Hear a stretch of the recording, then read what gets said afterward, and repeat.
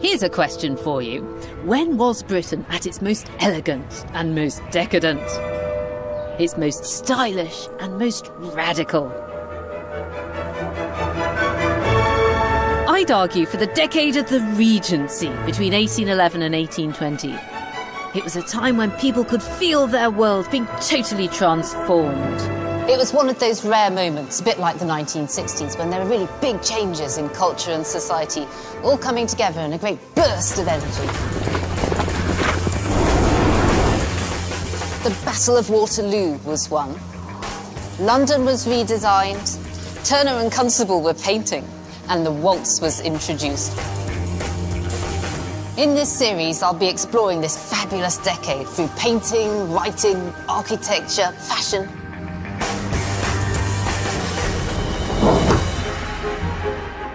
And at the heart of the Regency is the puzzle that is George, the naughty Prince Regent himself. He loved garish success, yet he presided over an age of elegance. He only ever fought his wife and never set foot on a battlefield, yet he beat Napoleon. People called him a fat old fool. So how did he end up giving his name to an era and a style that stand as the high point of British sophistication? There's a lot more to the Regency than just Mr. Darcy, you know.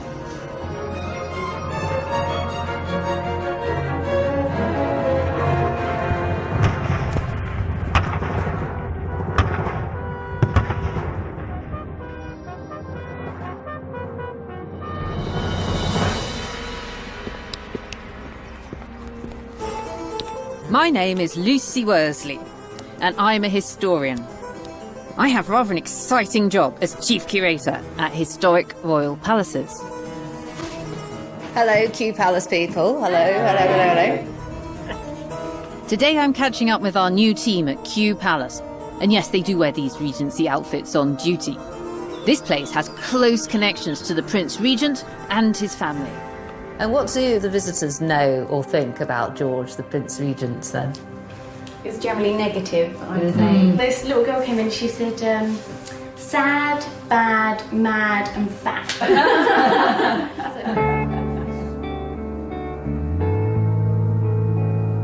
It's here that the Regency story begins. If you want to understand the colourful and flamboyant age of the Regency, then you need to look at the Prince Regent himself. George really set the tone of the age, and he was a notoriously extravagant character. George was hugely self-indulgent. He had a limitless appetite for food, clothes, shopping, and women. Now, I think this was in response to his childhood, which was very simple, very frugal, and he spent it partly here at Kew Palace. Shall I tell you about my life? They say I'm a man of the world. The current furnishings reflect the tastes of George's modest parents, for whom this house was a favourite residence. I've seen lots of girls. Little George's father, King George III, preferred plain boiled eggs to lavish banquets, and he tried to drum the same sense of moderation into his eldest son. This is a set of tiny little stays. It's like a corset for a baby. And George was put into these so that he would grow up with a straight figure. His father knew that fatness ran in the family, and he wanted George to grow up healthy and strong. It was part of the discipline of the nursery. George had a restricted diet. Occasionally there were days without meat. Sometimes George was served a fruit tart, but he was only allowed to eat the boring fruit in the middle, not the tasty crust around the edge. Even George's games had an educational purpose. You see this jigsaw made for him to play with. Actually, at the same time, he was supposed to be learning about the geography of Ireland. He had a very strict timetable of lessons. They went on till 8 or 8:30 in the evening. And although he was quite clever, his great problem was laziness. And his tutors tried to beat it out of him using a long and snaky whip. But this harsh regime had the opposite effect of what was intended. George just grew increasingly wayward and resentful. By the time he was 15, one of his tutors said one of two things might happen. Either he would become the most polished gentleman, or he'd become the most accomplished blackguard in Europe. As soon as he could escape his controlling parents, the young George went wild. There were numerous discarded mistresses. George wasn't above using the threat of suicide to get a girl to give in to his demands. There was even an illegal marriage to a Mrs. Fitzherbert, a Catholic no less. The prince set up home and a rival court at Carlton House, but he ran up debts of over £500,000. In order to pay them off, he agreed to marry Caroline of Brunswick. They hated each other. George was revolted by her very relaxed attitude to personal hygiene, and Caroline eventually won herself a racy reputation that rivaled her husband's. On the top floor at Kew Palace are the rooms that once belonged to George's younger sisters. They've been left untouched since the time of the Regency.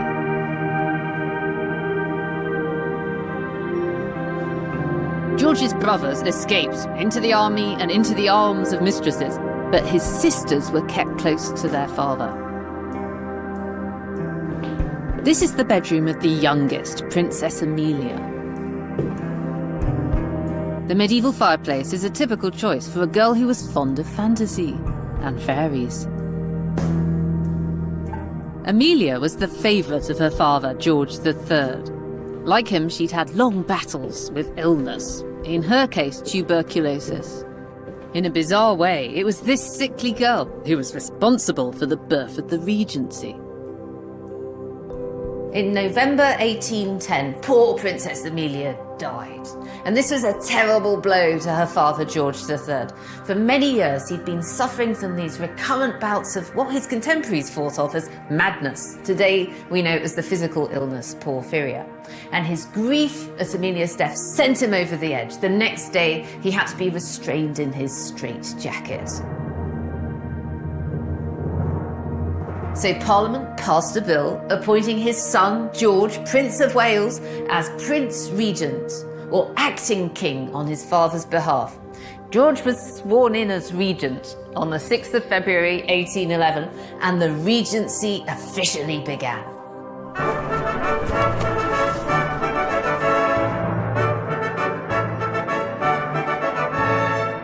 Although the term Regency is often used to cover the period from the later 18th century right up to the Victorians, George's actual regency lasted just 9 years, from 1811 to 1820. As regent, George was not quite a king. There was no coronation, and his office would disappear the moment his father recovered. As for George's personal life, it would have been tragic if it wasn't so funny. People called him the Grand Entertainment. George had the misfortune to live through the golden age of British satirical caricatures. Practically as events unfolded, artists sketched them, made cheap prints, and these images went viral. He was brilliant fodder for artists like Gilray and Cruikshank because of his weight, because of his difficult wife, and because of his endless procession of matronly mistresses. During the Regency, you could catch up on the Prince Regent's latest antics just by looking in a print shop window. Sometimes George even bribed cartoonists not to publish images that he found particularly hurtful. This one's pretty straightforward. The Prince of Wales is shown as a whale, and he appears to have seduced this mermaid. Look, they're exchanging glances. Being regent must have been like wearing a kick-me sign. The real king was still alive, meaning George lacked the full props and dignity of monarchy. There's no crown in these caricatures.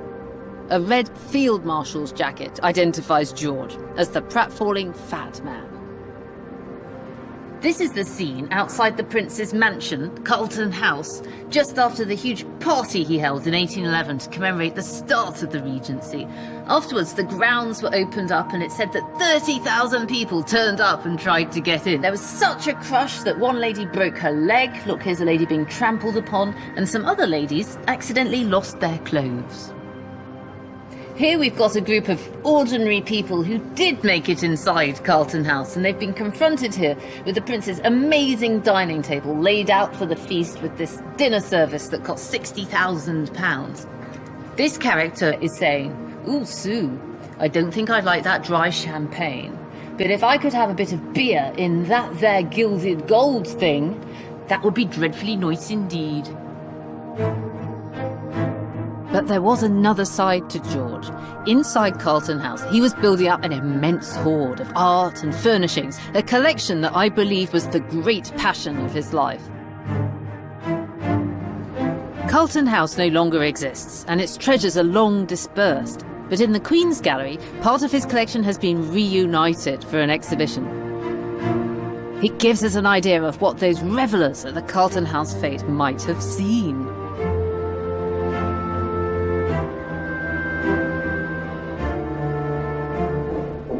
Catherine Jones, a curator at the Royal Collection, showed me some of George's treasures. These are some of my favourite objects in the collection. They're designed for cooling wine glasses, so they would have been filled with ice. And of course you could also rinse your glass between different wines. That's brilliant. I need one of these. Yes, they're fantastic. Sadly, they've fallen out of fashion now. And if I just put my gloves on, I can show you the salt cellar. You can see it's in the form of a merman. A merman carrying a shell. And if you take out the spoon, you can see that's also in the shape of a shell. And then at the end you have Neptune's trident, so very appropriate for sea salt. And would these pieces all have been used at the giant party at Carlton House to celebrate the start of the Regency? That's absolutely right. The first delivery was made in 1811, and all these pieces would have been used at that amazing dinner. So it was an extraordinary service, and of course it's still used by the Queen today. I love that, that's brilliant. It looks gold, but it isn't, is it? No, that's right, it's silver gilt. And in fact, some of the pieces, when they first came into the collection, were actually plain silver. And gradually, during the Regency, more and more pieces were gilded. And I think this was partly an aesthetic thing that he wanted, so many disparate elements, he wanted to join them together. But it's also in direct rivalry with Napoleon. Funnily enough, at Napoleon's imperial court across the Channel, the Emperor of Europe had just bought a silver gilt dining service.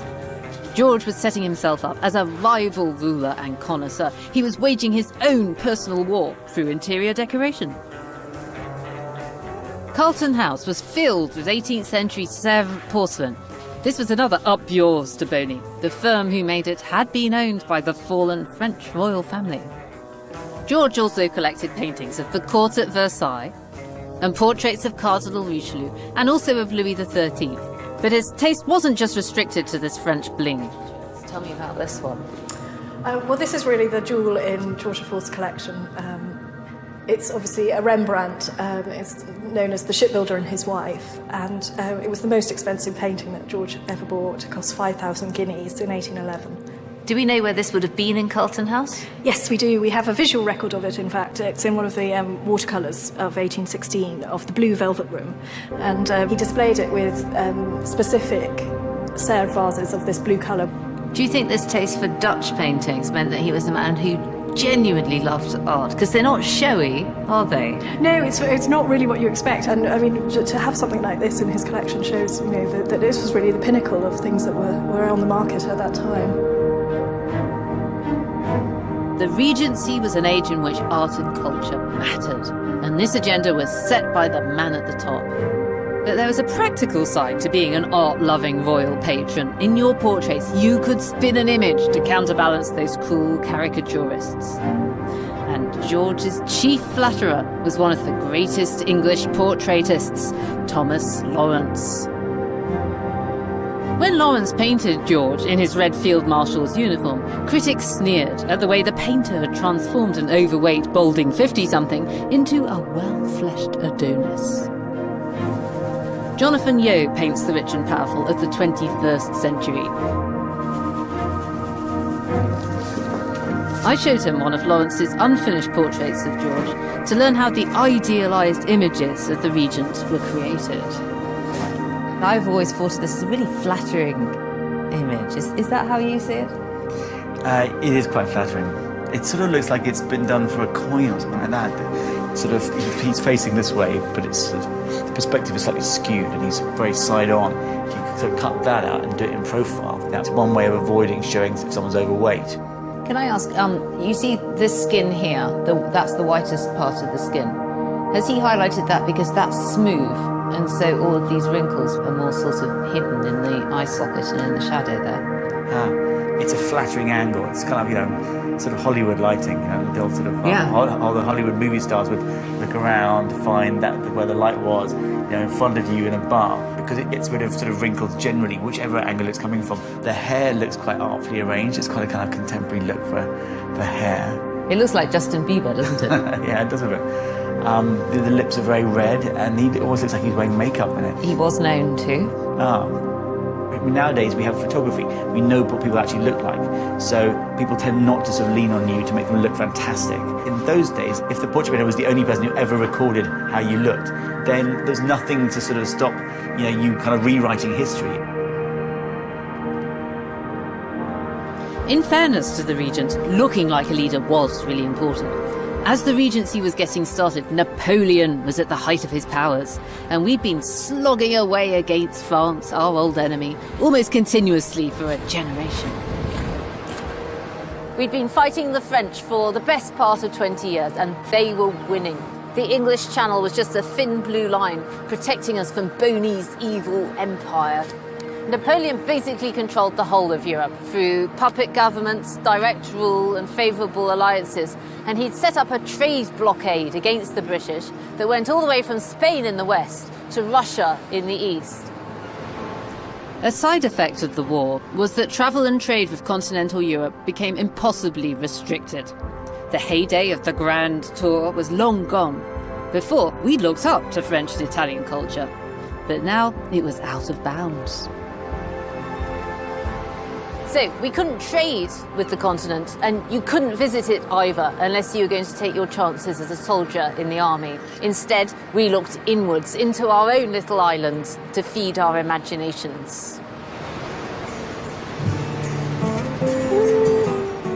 Britain's enforced staycation was made tolerable, though, by the cult of the picturesque.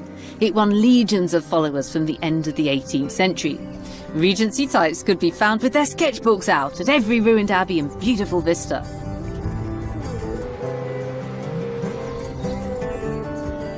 Locals complained that England had become the country house of London. Getting back to nature wasn't everybody's cup of tea. This is a very amusing spoof of the picturesque, which came out in 1812. It's called The Tour of Dr. Syntax in Search of the Picturesque. It was so popular it went through 5 editions in the first year. Dr. Syntax's adventures are told through verse and beautiful illustrations by the artist Thomas Rowlandson. Syntax is a schoolmaster and also a bit of a bore. With his horse Grizzle, he endures many of the perils facing the Regency picturesque hunter. The story is that Dr. Syntax wants to make some extra money in the summer holidays, so he decides to make a tour of the Lake District and write an illustrated book about it to sell to armchair travellers. He thinks he can make a lot of money. As he puts it, I'll ride and write and sketch and print, and thus create a real mint. I'll prose it here, I'll verse it there, and picturesque it everywhere. In this picture, he's been sketching a ruined castle, but he's slipped over and he's falling back into the lake, and I think his horse is laughing at him. He often seems to be being laughed at by animals. In this one, he's been tied to a tree by some highwaymen, and he's having to be rescued by some ladies. So it's just one disaster after another for Dr. Syntax, but he takes it terribly seriously. And in this picture, he's telling everybody about his tour, and everybody has fallen asleep, except for one couple who are squeezing each other and having a good time. Silly old Dr. Syntax, what a twit.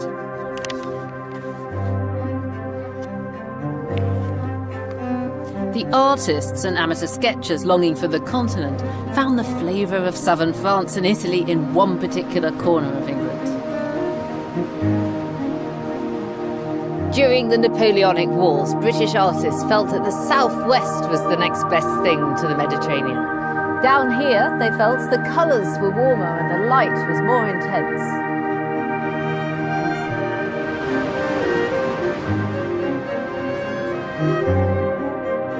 One man who certainly agreed was Joseph Mallord William Turner.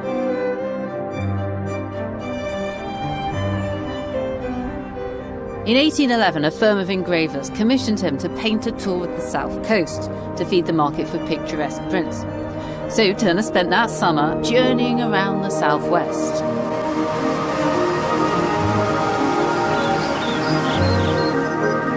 At Ivy Bridge in Devon, Turner captured a languid late summer afternoon. We often think of him as a kind of early impressionist, but he also documented everyday life. The Regency Turner liked his landscapes inhabited, with lots of dirty detail. His own coach would have changed its horses here at Ivy Bridge, just like the one in the picture. Here's the mail coach, about to leave. It's yellow, it's got the red wheels, everybody's getting on board. But this figure here, he's going, wait for me, he's about to miss it. Now, was he an artist who'd been sketching for too long?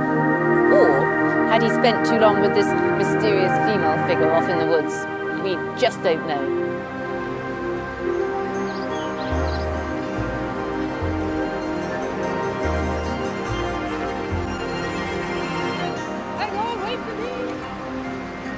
This image, like the others from Turner's tour, was eventually engraved and filled up the libraries of the Regency middle class. Using the original sketches and watercolour, Professor Sam Smiles took me through Turner's artistic process. Now, I can hardly believe that these scribbles here resulted in that beautiful, completed, finished work of art. And that's because neither you nor I have his acute visual memory. What Turner had managed to produce over years of training was a graphic system, a way of drawing, which allowed him to capture the essence of a scene with marks that meant a lot to him, but to you and me looking at them perhaps meant considerably less. I'm particularly struck by this Christmas tree here. It's almost like a pictogram in the sketchbook, and yet here it is, a beautiful looking thing in the Absolutely. watercolour. There are things he observes that nobody else bothered to record. I mean, the picture we're looking at looks like peaceful England, an absolute idyll of tranquility and relaxation. But as he moved along the coastal strip, he found the ports with men of war in them, marines and sailors, the army making preparations. This was a country readying for war, even though Trafalgar was a few years in the past. Napoleon still represented a major threat. There was still a real danger of invasion, wasn't there? Absolutely.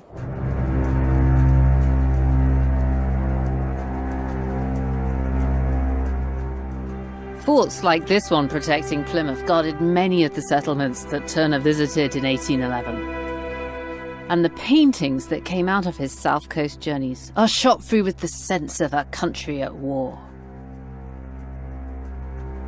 At St. Mawes in Cornwall, Turner saw at first hand the effect of the war on the pilchard industry. With the continent closed for trade, much of the industry's market was inaccessible. Instead, the pilchards are left to rot on the beach, to be sold as manure. Even this innocuous watercolour of the Dorset coast has a sinister undertone. Is it me, or does that wagon look a bit like a field gun? The landscape around Plymouth impressed Turner so much that he returned several times in the early years of the Regency. He thought that it hardly seemed to belong to this island. And a favourite location was the popular picnic spot of Mount Edgecombe. Turner did the sketch, which this watercolour was based on, somewhere pretty near to here. You can recognise the River Tamar. Here are a great load of ships from the Navy. We've still got ships down there. But the really special thing he's shown us is this party of sailors who are going back at the end of a day's shore leave. They've obviously had a great time. They've met up with some ladies. This gentleman with the wooden leg is playing his violin, and now they're going home. Except for this couple who are going off into the woods to do who knows what. So, as well as giving us topography and landscape, Turner's given us a record of an afternoon of enjoyment 200 years ago. The sailors had every right to enjoy their afternoon off. For years they'd been fighting Napoleon, one of history's most formidable warriors. The same can't be said of the Prince Regent. George had absolutely zero battlefield experience, but he still thought of himself as Boney's opposite number. For years, George had begged his father to be allowed to go and fight, without success. Now he was too old to be of any use apart from ceremonial duties. If he couldn't face Boney in battle, George could at least try to outdo him with flashy military outfits. This regimental jacket of his shows that he loved to look like a soldier, if only an ornamental one. George was helped by London's best tailors, including Jonathan Meyer, who founded Meyer and Mortimer. 200 years on, this firm is still going, and they're going to let me have a peek at their Regency account books. Hi, Brian. Hello there. Can I have a look at your ledger? Yes, of course. Thank you. Here we are. Thank you very much. Very good. Beautiful. This is a pretty extraordinary book, and this page here lists all the items which have been bought by the Prince of Wales, and they just fit in with what you expect of his extravagant, over-the-top character. He's buying quite a lot of rich gold royal cord, I imagine to decorate a uniform, something like that. And here we have, he's bought 54 rich gold-fringed tassels to swing off things. Over on this page, this is really interesting. Here you can see clothes being altered to suit his body size and shape. Here we have the altering of a yellow waistcoat made higher in the neck and adding lace. Now, that sounds to me like to disguise the double chins. And here we've got enlarging a regimental jacket in the breast. It wouldn't do up. And this is a theme throughout the accounts. Things are being enlarged, they're being lengthened, they're being made bigger to fit his rather plump body. As you flick through the pages, what strikes you is the huge number of things that George is buying. Clearly, he's a shopaholic. And when I say buying, he's not necessarily paying for them. The debt mounts up. It's £156 at the bottom of this page. It's not paid off, it's carried forwards. £300 over here. Then flicking through the book, we get a grand total of £490 that he owes to the tailors. That's a hefty tab, the best part of £30,000 in today's money. I feel a bit sorry for Mr. Meyer. The prince liked to think of himself as a man of style, a leader of military fashion. But for civilian wear, he could be found squeezing himself into the look set by his friend Beau Brummel, the famous dandy. Brummel's opinion mattered so much that once when he criticised the cut of George's coat, the poor old prince burst into tears. Brummel's credited with inventing the suit, and with it the dashing tailored look of the English gentleman. I wanted to know what it was about Brummel that made people spend several hours a day watching him get dressed. So I asked his biographer, Ian Kelly. I'm sorry, but to spend 3 hours a day preening yourself seems really effeminate to me. How dare you? Yeah, well, in theory, the clothes are meant to express a sort of a uber masculinity, a more stated masculinity. To be a dandy was much nearer the kind of modern American coinage of being a dude. It was about a new way of being a British gentleman, which was to do with reserve and sang-froid, stiff upper lip, all that sort of thing. Well, I don't care if it's supposed to be just for men, because I want to experience a Brummel-type suit for myself. I'm super keen to channel a bit of butch Regency style. So it's supposed to make me feel cool and masculine. Obviously, as a gentleman, I can't possibly watch a lady dress, even if you're dressing as a man. I'll go practice with my canes. You fiddle with your canes. For a Regency dandy, getting dressed was a performance art. But I'm pretty sure it's not going to take me half a day to get ready. Ta-da! Hey! I couldn't do myself up at the back. Can you give me a hand, let me valet? be your man. Thank you, Jeeves. Okay. Now, tell me when you can't breathe anymore, or don't. That's not too bad. Nope. Tell me about these trousers that I'm wearing. These are rather interesting. Yeah, well, here's a footnote in the history of fashion, but another important claim to fame of Beau Brummell and the Regency. Beau Brummel's the man who invents trousers, to all intents and purposes, as good gentlemen wore breeches and stockings before this period. And he imported these from the hussars. That's why you've got these straps, understraps, that keep the trouser tight. And these look like girls' shoes, but they're not. They're Regency men's dancing pumps, aren't they? Yeah, they're a very butch item. What's next? Is it cravat? It has to be the cravat. This is the key item. Chin up, very important. A beautifully tied cravat was the most important part of the dandy's uniform. It had to be scrupulously spotless. Brummell sent his to the country to be washed so that his laundry wouldn't be tainted by London's soot. The trick is to keep it as tight and as high as you can possibly bear. So when your face begins to turn blue, then we know we've got it too tight. But I'm relatively pleased and proud of that. It's meant to look like a perfect cylinder of white. There we go. We're allowed one declension, as it was known. The valet, in theory, places his finger here and you lower your chin. And that, in theory, stays in place until we tie the next cravat at the next dressing.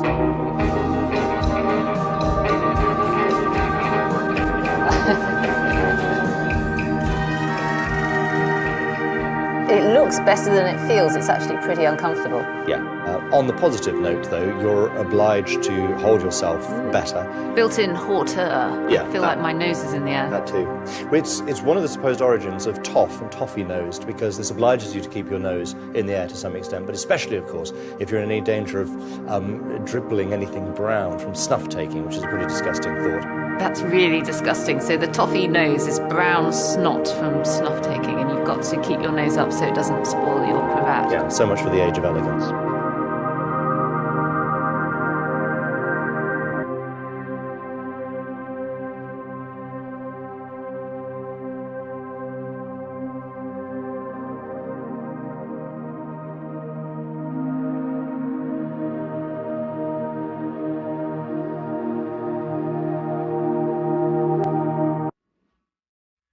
London's St. James's was dandy central.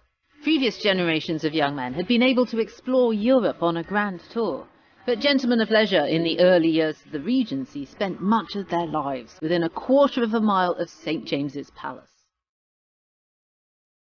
White's is a club where it's said people have died from exclusion, and Brummell used to inspect the promenading dandies from its bow window. A stone's throw away, there was Gentleman Jackson's boxing gym, where a bit of man-on-man action could while away the long, idle hours. Brooks, which counted the Regent as a member, was famous for its gambling, with fortunes won and lost at its gaming tables. And this rather forgettable modern building stands on the site of the most exclusive night spot in the whole of St. James's. Right here is the site of Almac's club. This is the Holy of Holies. This is the most exclusive club in Regency London. It's where Beau Brummell insisted that men were dressed in a strict uniform of white and black, or white and sometimes blue-black, but certainly a strict monochrome. There's an image here from a contemporary novel of what it would have looked like in those days, a ball at Almac's. So they're having a dance, and unlike some of the other clubs, at this one it was the ladies who were in charge, wasn't it? Yeah, no, absolutely. It was a series of terrifying dragons, royal and aristocratic ladies who decided who was allowed in and who wasn't, who was respectable and suitable for their daughters or not. And yes, there's a lot of kind of cartoons and ditties on exactly that terrifying issue. Aha, I know one. If to Almac's you belong, like a monarch, you can do no wrong. But if you're expelled on a Wednesday night, by Jove, you can do nothing right. An evening's entertainment could be rounded off with a visit to one of the many brothels down the back streets and alleys just off St. James's Street. But syphilis was rife and would eventually claim Brummell himself. Syphilis manifests in all sorts of ways, including a sort of bipolar disorder, and Brumwell gambles away all his money and publicly insults the Prince of Wales. So he was rude to the Prince Regent? Astonishingly, yeah. The Prince Regent turned up at a party, appeared not to recognise or ignored Beau Brummell, cut him, as they said in the Regency, and Beau Brummell turned to a mutual friend and said, so, Alvanley, who's your fat friend, about the Prince Regent. Meaning the Prince Regent, so that was terribly rude. And very soon all the creditors were on his back. He'd fled to France, spent the last 20 years of his life in penury, eventually insane and in an asylum. It's a kind of a Greek arc of a story. So the story of Beau Brummell is pride followed by a fall. Well, the Victorians like to think so, certainly. Actually, I think it's tailoring followed by syphilis. Brummell showed that access to the Regent's circle could brutally be cut short. But those on the outside sometimes made the best of it, creating an alternative legacy of real value. At the very start of the Regency, and just near here on Dulwich Common, a dandy fell off his horse. His name was Francis Bourgeois, and he was an owner of paintings. No less than 370 paintings, and some very, very good ones too. A few weeks later, he died of his injuries, and his death set in motion a sequence of events that would really change the British attitude to art. Not only how it was looked at, but also who could see it. Bourgeois had considered leaving the collection to the British Museum, but he wasn't part of the Regent's charmed circle, and he felt the museum was run by snobs. In a final 2 fingers to the establishment, he left his collection to Dulwich College, and the architect John Soane built a new picture gallery especially to house it. Bourgeois' will insisted that his paintings be available for the inspection of the public, which makes Dulwich Picture Gallery the first purpose-built public art gallery in Britain. The bulk of the paintings still on the wall, including Rembrandt's and Raphael's, come from Bourgeois' bequest of 1811. And to ensure the gallery's visitors don't forget his generosity, Bourgeois is actually buried in the building. He's in a mausoleum next to his business partner, some say partner in every sense, Noël Desenfants. It was difficult for them. People are slightly dismissive. They thought Desenfants was pretentious. And they thought Bourgeois was a fool, which quite clearly he wasn't. He was a dandy, though, and people laughed at him for, his buckskins and his polished boots and his hair, all modelled, of course, on the Prince Regent. Ian de Jardin is the current director of Dulwich Picture Gallery. I love the whole idea that this place is a couple of outsiders cocking a snook at the establishment. Well, I think that's what it was. I think it's what it was. In Francis Bourgeois' will, there are just this little tiny snippet of a phrase. He says that the paintings are to be on display for the inspection of the public. And you read that and think, oh yeah, well, obviously. But actually no one had said that before. This is a really big step forwards, isn't it? That it's a public art gallery. It's incredibly significant. I mean, we're what, 13, 14 years before the National Gallery. And so we were it. We were the National Gallery for many years, really. The government had long been under pressure to establish a national public art collection. Dulwich showed what could be done. The official National Gallery was founded in the 1820s, encouraged by the art-loving George as King George IV. The columns on the portico were even recycled from his palace, Carlton House, after it was demolished. Another voice raised in support of the National Gallery was that of Thomas Lawrence, George's one-man PR machine. Lawrence knew very well how art could transform the life of an ordinary boy. Painting had taken him from humble beginnings to the very top of society. His meteoric rise started when he was still a child in the market town of Devizes. A little town in Wiltshire might seem quite a surprising place for a society portrait painter to grow up. But Devizes was a key stopping point on Britain's busiest coach route from London through to Bath, so the whole of fashionable London came here. If they wanted a meal or a bed for the night, they stopped at this inn, which was run by the young painter's father, Thomas Lawrence Sr.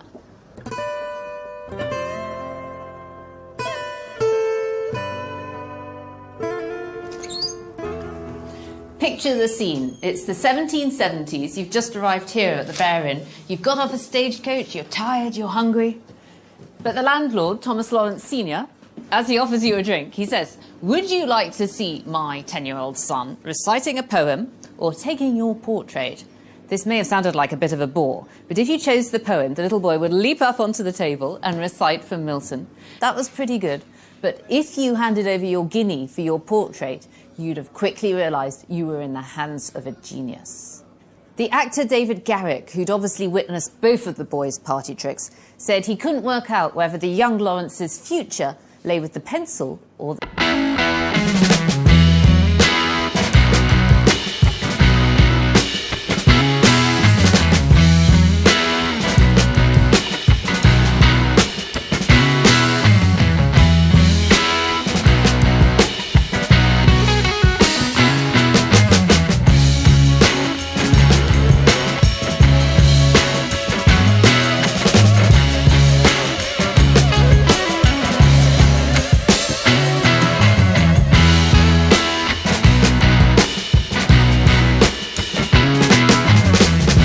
There's a rather brilliant contemporary review of this painting here of Lady Selina Mead. It just goes, "Ha! It's Lady Selina Mead. Very tasty indeed." Lawrence was clearly a very attractive, flirtatious, smooth individual. One of his friends said that if you got a letter from him just saying, "Yes, I can come to dinner," it felt like you were getting a love letter. This is Mrs. Isabella Wolfe. She became a sort of muse to him, and he spent the best part of 15 years finishing this portrait. As well as producing an amazing painting together, it's also said that they produced an illegitimate child.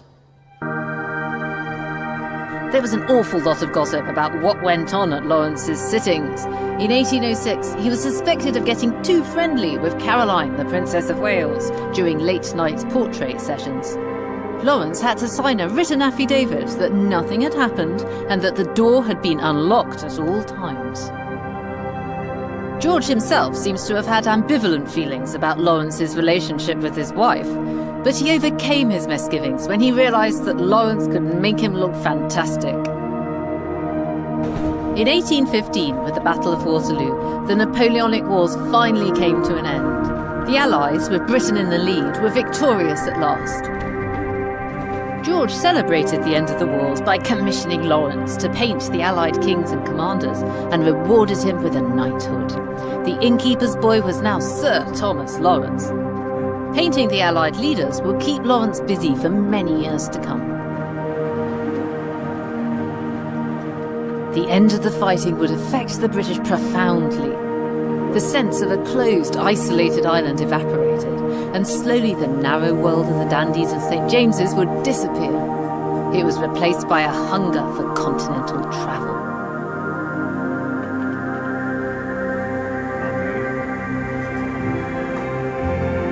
On va danser le long des golfes clairs. The later years of the Regency would see romantic poets darting about Europe and Turner discovering the light of Venice. Those who couldn't get away could always read about it in the countless travelogues now being published. Voyagers wrote of the warm welcome they received from everybody except the French, who greeted the British with vindictive irritation. So this is a really exciting moment for the British. They've beaten Napoleon. Their country is the reigning European superpower. They want to go and see for themselves what their army has been fighting over.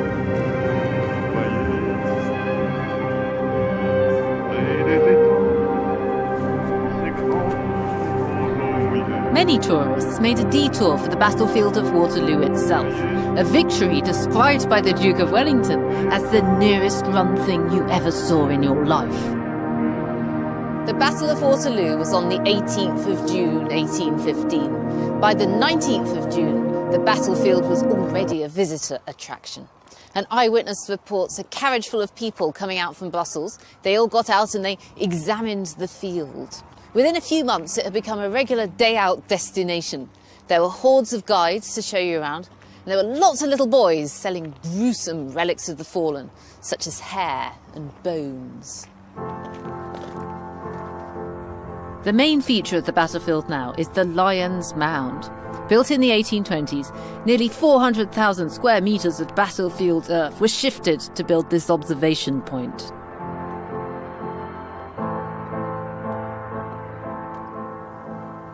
The contours of the land have been levelled out a bit from what the earliest visitors would have seen, and that's because so much earth was scooped up to make this big hill. As the Duke of Wellington said, "They've ruined my battlefield."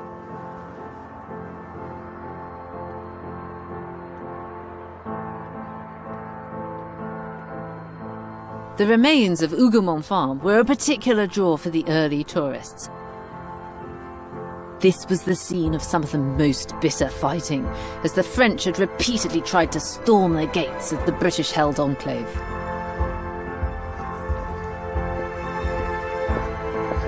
Early visitors in the months after the battle recorded stepping over mouldy human remains and patches of charred earth where bodies had been burned. When the painter Turner visited, he carefully sketched the locations where the greatest numbers had fallen. Back in England, he painted this, the Field of Waterloo.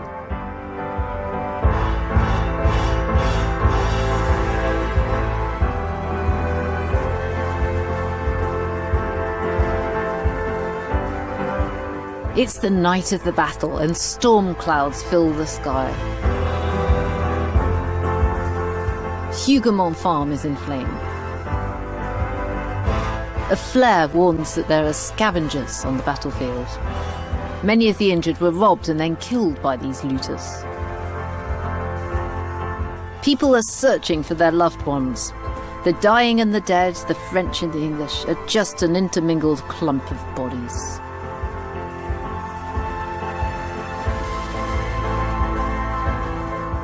Lord Byron, the Regency's sharpest chronicler, made the journey here in 1816. A year after the battle, the site had been tidied up. Byron found it really hard to reconcile his imagined visions of carnage with what he actually saw, fertile fields returning to farmland. And this is an idea that he incorporated into the canto of Childe Harold's Pilgrimage that he was writing at the time. As the ground was before, thus let it be. How that red rain hath made the harvest grow. Like many other sightseers, Byron couldn't resist the opportunity to buy some souvenirs, and he mailed them back to his publisher in St. James's. And these are some of the actual spoils of war which Byron sent back to John Murray, his publisher, still here. Let's have a look.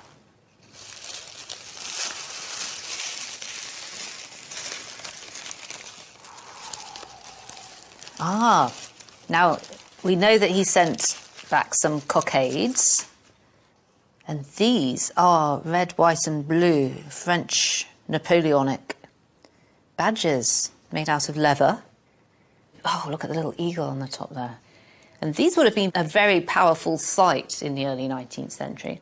To see that would have been like looking at a swastika today. It would have given that sort of sense of fear to a good, respectable English person. This symbolises Boney, the enemy.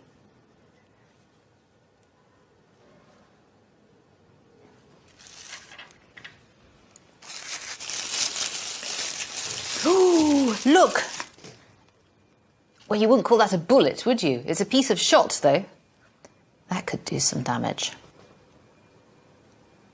Oh, I'm just wondering what's on that now. That could be a bit of French blood.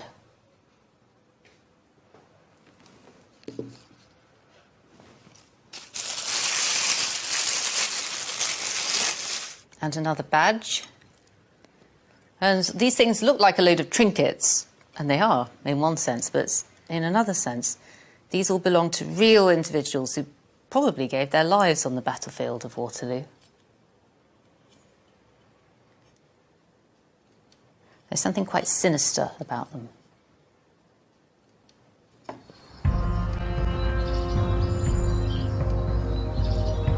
Hidden away in a churchyard in Plymouth lies an odd little postscript to the war with Napoleon.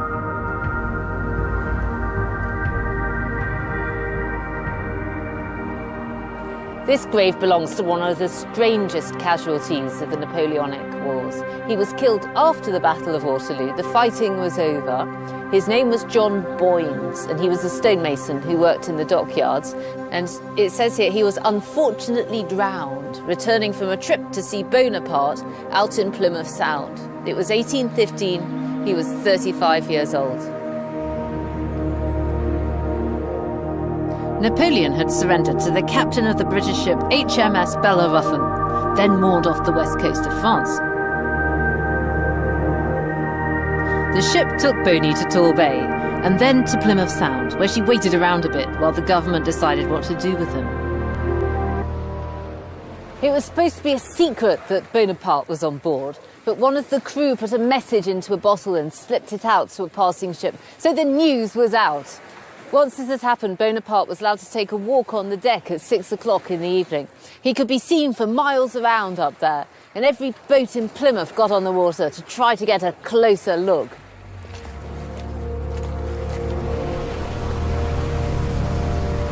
Normally, there wouldn't have been anything remarkable about a naval vessel in Plymouth Sound. But this was Napoleon, the most famous man in Europe. Hello. Thank you. Thanks very much. The commotion made the authorities rather jittery. The captain of the Bellerophon, Captain Maitland, recorded on the 30th of July that there were more than 1,000 of these little boats come to see Napoleon. The guard boats from the big ship tried to disperse the crowd by ramming them with such force that some of the smaller vessels nearly capsized. Among them were two artists who captured the bizarre scene for posterity.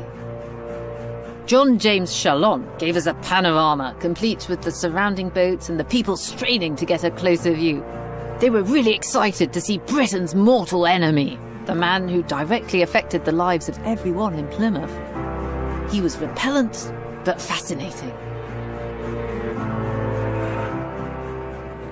The artist who gave us the close-up was Charles Locke Eastlake. Eastlake was able to get his boat right up close to Napoleon. He took a few rapid sketches on the spot, and later he turned them into a full-length portrait. The fallen emperor looks a bit dishevelled, but he still seems to command the respect of a British sailor. Is Napoleon looking out at the crowds, or is he thinking about his own gloomy future? This picture made Eastlake's name. He will go on to a glorious career, eventually becoming president of the Royal Academy.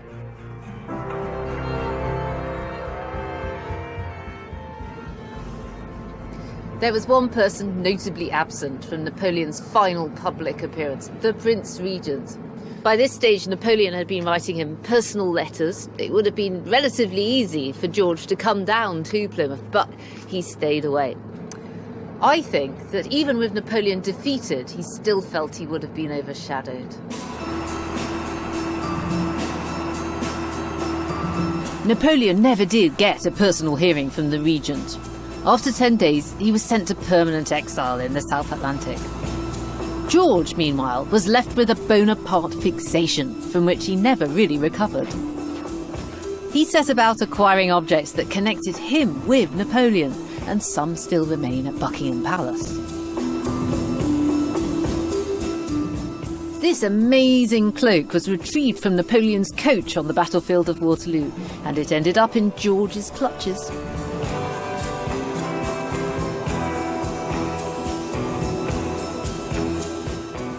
There's a Napoleon theme in his commissions. At the end of the Marble Hall at Buckingham Palace is Mars and Venus by Canova, Napoleon's favourite sculptor. Oddly enough, at the end of the wars, he became George's favourite sculptor too. George secured this particular work when he presented Canova with a snuff box containing a £500 note. But the prize in George's collection was this. This sensational thing here is called the Table of the Grand Commanders. Here's Alexander the Great. Here are other generals of antiquity. It's pretty much made out of porcelain. It was made for Napoleon. And a couple of years after the Battle of Waterloo, it was given as a gift by the restored King of France to George. He treasured it. It was one of his favourite possessions. And when he had himself painted by Thomas Lawrence, this table appears in the background in what becomes the definitive image of George as regent and then as king. With a few slight alterations, this would be the basis of all George's later state portraits. Lawrence reproduced the paintings so often that he was still knocking them out, even when he was on his deathbed. To George, this isn't just a table, it's a symbol of all of his feelings about Napoleon. The message is pretty clear. This used to belong to Napoleon. Napoleon's been beaten, it now belongs to George. George himself is the Grand Commander.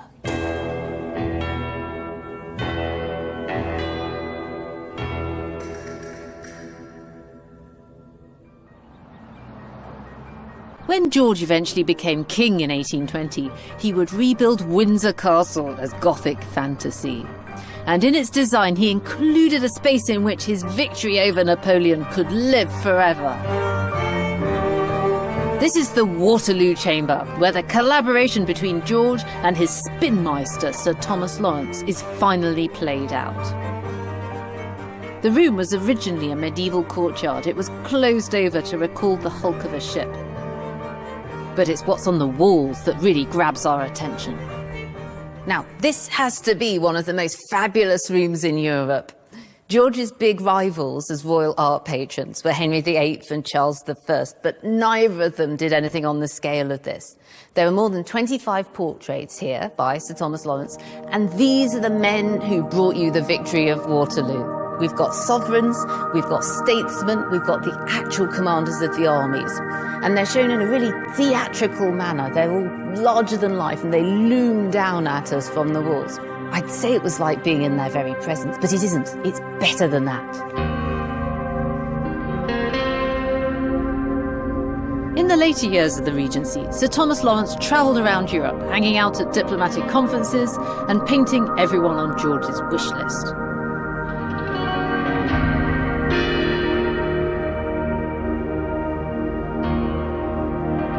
He returned laden down with unfinished portraits, and he kept polishing them up throughout the 1820s.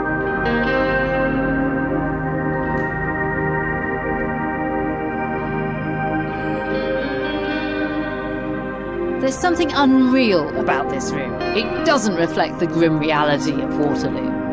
Rather, it shows what the man who commissioned it desperately wanted to be true. This is George's room. This is how he saw himself, as a warrior king in a chivalric hall. But what's kind of glossed over here is the fact that he wasn't at any of the battles. He was always safe on the other side of the channel. He seems to have forgotten this fact as time went on. He would sometimes amaze people by talking about Waterloo as if he'd been present.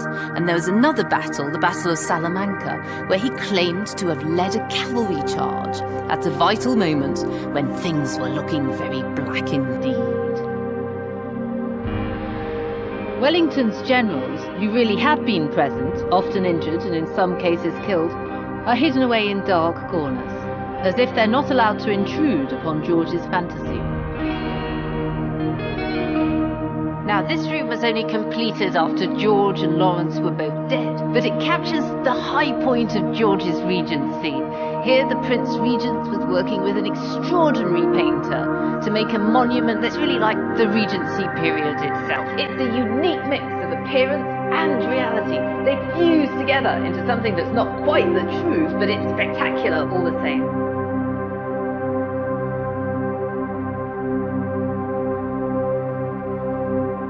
Next time, we explore the Regency's greatest legacy, the rebuilding of Britain in the aftermath of Waterloo.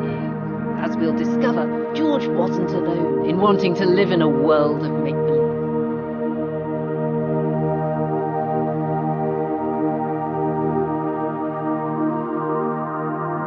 Stay with us, we're indulging in more Elegance and Decadence here on BBC HD Next.